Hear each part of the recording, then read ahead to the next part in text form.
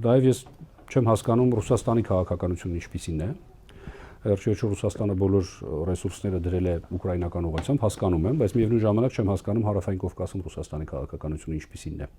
Ընդորում չեմ հասկանում ոչ միայն Ադրբեջանի, Վրաստանի, այլ նաև բնականաբար մեր նկատմամբ, որովհետև էլի հասկանում եմ ռեսուրսը դրված է։ Ձևական են խոսում մեզ հետ, այնքան որ քիչկա դնելու համար, բայց մի խոսակցություն են ունենում Իրանի հետ, Թուրքիայի հետ։ Դե բնական է, որտեղ տարբեր լիգաների պետություններ են։ Չէ, ոչ միայն Վրաստանի հետ, Վրաստանում բավական։ Վրաստանի այդ խնդիրներն էլ հաշվի առնելով, իհարկե Վրաստանի ներքաղաքական վիճակն էլ հաշվի առնելով, արտաքին քաղաքական այդ մարտահրավերներն էլ հաշվի առնելով, իհարկե այս ամեն ինչը պարզ է, բայց նորից եմ ասում, ես դեռ չեմ հասկանում Ռուսաստանը ինչ քաղաքականություն է վարելու գոնե առաջիկա ամիսներին եւ նաեւ եթե Ուկրաինայում պատերազմը ավարտվի, այստեղ ինչ որ բան պետքա փոխվի, չէ, որովհետեւ ռեսուրսները ամբողջությամբ կենտրոնացված են այնտեղ, խոսքը չի գնում միայն Հարավային Կովկասի մասին։ Բոլոր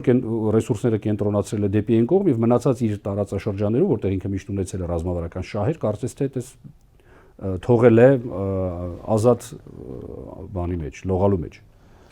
Սվաբոդնե պլավանիա։ Հիմա տեսնենք, թե ինչպիսին է լինելու այդ քաղաքականությունը եւ կենտրոնական Ասիայի նկատմամբ, որովհետեւ կենտրոնական Ասիան վերջը 70 տարի իր երկրի կազմում է եղել, կոպիտ ասած, չէ՞, սովետական միության կազմում եղած պետություններ են եւ հիմա հեռանում է կենտրոնական Ասիան կամ Միջին Ասիան, հեռանում է Ռուսաստանից, որտեղ այստեղ էլ է մրցակցությունը մեծ եւ ամերիկացիների եւ չինազիների նաեւ թուրքերի միջեւ։